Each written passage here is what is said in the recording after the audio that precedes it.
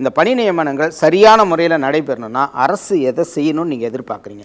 பதிவு மூப்பு அடிப்படையிலேயே நியமனம் செய்திடலாம். பதிவு மூப்பு அடிப்படை மற்றும் இடஒதுக்கீடு ஏற்கனவே வகுத்தபடி அதையும் செயல்படுத்த வேண்டும். இது வரைக்கும் படித்து முடித்தவங்களுக்கு தகுதி தேர்வு வேண்டாம்.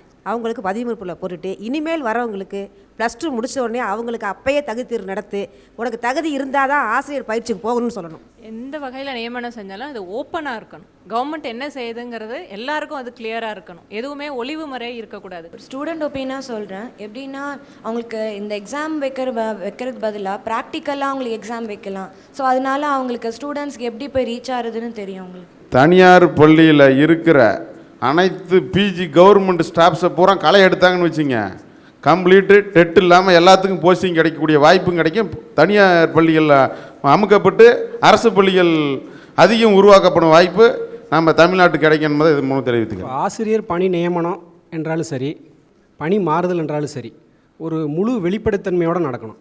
என்னென்னு கேட்டிங்கன்னா, கல்வித்துறை இதை காலி பணியிடங்களை இணையதளத்தில் வெளியிடணும், இடைத்தரகர்கள் இல்லாமல் செயல்படணும். ஆசிரியர் பயிற்சி பட்டய சான்றிதழை பொய்யாக்காமல் அதை மெய்யாக்கி தகுதி தேர்வை ரத்து செய்ய வேண்டும். பட்டயமெல்லாம் முடித்தவங்கெல்லாம் டாக்டர் ராதாகிருஷ்ணனாவும் அப்துல் கலாமும் வரணும்னு எதிர்பார்த்துக்கிட்டு இருக்க நிலையில் அவன் அந்த டெட்டில் பாஸ் பண்ண முடியாமல் அந்த டாஸ்மார்க்கில் இப்போ போய் என்ன இருக்கான்னா, ஒருத்தன் வாழ்க்கையை வளர்த்துருக்கான், இல்லைனா வாழ்க்கையை முடிச்சிருக்கான். அந்த நிலைமை தான் இப்போ தமிழ்நாட்டில் நடந்துகிட்டு இருக்குங்கிறது எங்களுடைய கருத்து. சமச்சீர் கல்வி எப்படி தனியார் பள்ளிகளுக்கு சென்றதோ அதே போல் இந்த தகுதி தேர்வையும் தனியார் பள்ளிகளுக்கு அமல்படுத்த வேண்டும். பயிற்சி காலத்திலேயே இதை எல்லாத்தையுமே நீங்கள் சோதிச்சுக்கலான்னு, அதுக்காகத்தான் அந்த பயிற்சி 2 ஆண்டு காலம் இருக்குது, அதுலேயே நீங்கள் செய்துக்கலான்னு சொல்லி என்னுடைய கருத்து சொல்கிறேன். தமிழ் ஆசிரியர்களை அதிகமாக நியமனம் செய்யணும், வரலாற்று ஆசிரியர்களையும் நியமனம் செய்யணும், பண்பாட்டை தெரிஞ்சிடணும். அதை இருட்டடிப்பு செய்கிறாங்க இந்த அரசு. தகுதியான நபர்கள் மேலே அமர்ந்து தக்க முடிவு எடுக்க வேண்டும். ஒரு காலகட்டத்தில் இடைநிலை ஆசிரியர்களே பயிற்சி முடித்தவர்கள் இல்லை என்ற சூழ்நிலையில் அன்றைய கல்வி அமைச்சர் பேராசிரியர் அன்பழகன் அவர்கள் பட்டதாரி ஆசிரியர்கள் இடைநிலை ஆசிரியர்கள் நியமித்தார்கள். ஆனால் உடனே பள்ளிக்கு செல்ல அனுமதிக்கவில்லை. சைல்டு சைக்காலஜி அவர்களுக்கு அவசியம் வேண்டும் என்று ஒவ்வொரு மாவட்ட ஆசிரியர் பயிற்சி நிறுவனத்திலும் 1 மாதம் பயிற்சி கொடுத்துவிட்டுத்தான் துவக்கப்பள்ளி பணியமர்த்தினார்கள். அவர்கள் இன்றும் பணிபுரிந்து கொண்டிருக்கிறார்கள். ஆக என்ன முடிவு எடுத்து இந்த கல்வியை சிறப்பிக்க வேண்டும் என்று நாம் விரும்ப வேண்டும் என்றால் தகுதியான நபர்கள் அந்த இடத்தில் அமர வேண்டும். சார், இப்போ தமிழ்நாட்டில் இருக்க சிலபஸ் பாடத்திட்டமே நம்ம திறமையான தகுதியான பாடத்திட்டம் அப்படின்லாம் சொல்ல முடியாது. ஏன்னா நம்ம ஜேஇஓ ஏஇஓ ஆல் இண்டியா பிரிலிமே எதுவுமே இல்லை.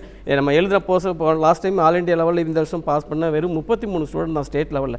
நீங்கள் தகுதியான பாடத்திட்டத்துக்கு வச்சுக்கிட்டு நீங்கள் தகுதியான ஆசிரியர் தேர்ந்தெடுங்க வேண்டாம்னு சொல்லலாம். ஆனால் இப்போதைக்கு இருக்க பாடத்திட்டமோ இவங்க ஆல் இண்டியா லெவலில் சைன் பண்ண போகிறதே இல்லை. ஏன்னா ஐஐடி லெவலில் பக்கத்தில் இருக்கிற மகாராஷ்டிராவோ ஆந்திராவோ கொண்டு கொடுத்துட்ருக்காங்க. ஆல் இண்டியாவோட அத்தனை காம்படிஷன் எக்ஸாமும் இப்போ எல்லாமே அவங்க தான் எக்ஸாம் அடிச்சுட்டு போகிறாங்க. கல்வி சிறந்த தமிழ்நாடு என்று பாரதி சொன்னார். இன்றைக்கு கல்வி சிதைந்த தமிழகமாகத்தான் இன்றைய ஆட்சியாளர்களால் தமிழ்நாட்டினுடைய பொதுக்கல்வி முறை காணப்படுகிறது. இதை சீர்திருத்த விட வேண்டிய மிக முக்கிய பொறுப்பு தமிழ்நாடு அரசாங்கத்திற்கு இருக்கிறது.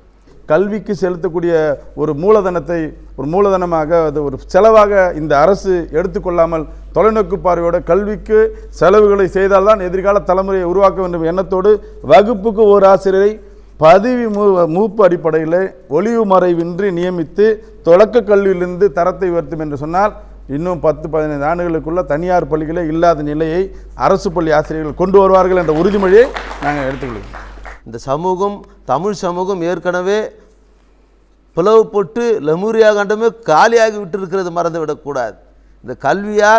இந்த கல்வியால் புனிதமாக்கப்பட வேண்டும் இந்த தேசம் என்று சொன்னால் கல்வியாளர்களை மதிக்க வேண்டும், கல்வியாளர்களுடைய கருத்துக்களை கேட்க வேண்டும். அரசு கல்வியாளருடைய பிரச்சனைகளை அரசு ஆராய வேண்டும், அவருடைய குறைகளை நீக்க வேண்டும். அப்படி நீக்கினால்தான் இந்த தகுதி தேர்வு என்ற அகராதி ஒழித்துவிட்டு பழைய முறைப்படியே பணிமூப்பு அடிப்படையிலே வழங்க வேண்டும். நன்றி. கலாச்சாரம் வேறு, பழக்கம் வேறு, மொழி வேறு, உணவு வேறு, இப்படி எல்லாம் இருக்கிற இந்த நாட்டில் நமக்கு தகுந்த கல்வியை நாம் தான் உருவாக்கி கொள்ள வேண்டுமே தவிர மத்தியில் ஒருத்தன் சொல்கிறான் அதை தான் நம்ம செய்யணுங்கிற நிலைமை வர்றதுனால தான் இந்த டெட்டே வந்தது.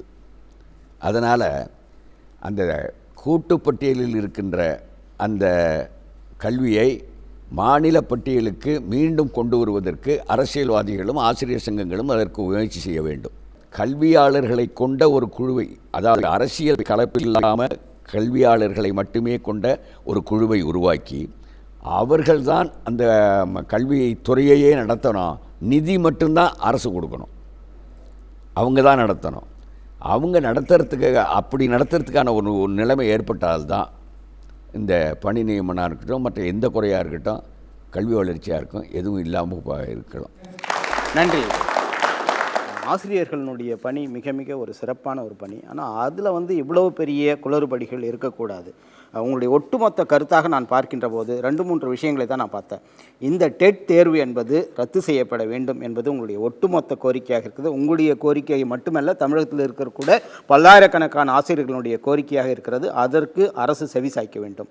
மற்றொன்று, இதில் இடஒதுக்கீட்டுக்கு முக்கியத்துவம் தர வேண்டும் என்ற 2 விஷயங்களை வந்து நம்ம குறிப்பாக எடுத்துக்கொள்ள வேண்டும். அதே மாதிரி இந்த மாணவர்களுடைய எதிர்காலத்தை நிர்ணயிக்கக்கூடிய உங்களுடைய எதிர்காலம் கேள்விக்குறியாக ஆகிவிடக்கூடாது என்பதற்காக தான் இந்த நிகழ்ச்சியை நடத்தி கொண்டிருக்கிறோம். ஆட்சியாளனுடைய செவியிலே இது போய் சேரும். நெருப்பு சிறியதாக இருக்கின்ற போது அதை ஊதி அணைக்கும். நெருப்பு சிறியதாக இருக்கின்ற போது காற்று அதை ஊதி அணைக்கும். நெருப்பு பெரிதாக இருக்கின்ற போது காற்று அதை ஊதி பெரிதாக்கும் என்று சொல்வார்கள். இந்த பிரச்சனை சிறிதாக இருக்கின்ற போதே அரசு இதை உங்களை ஊதி அணைக்கும், ஊதியத்தால் அணைக்கும் என்று நான் நம்புகின்றேன். ஆகவே நிச்சயமாக இந்த பிரச்சனை இன்னும் பெரிதாக விடாமல் அரசு நிச்சயமாக இதற்கு ஒரு தீர்வு காணும் என்ற நம்பிக்கை எனக்கு இருக்கிறது. இன்னும் ஒரு வித்தியாசமான நிகழ்ச்சியோடு உங்களை சந்திக்கின்றேன். அதுவரை நன்றி, வணக்கம்.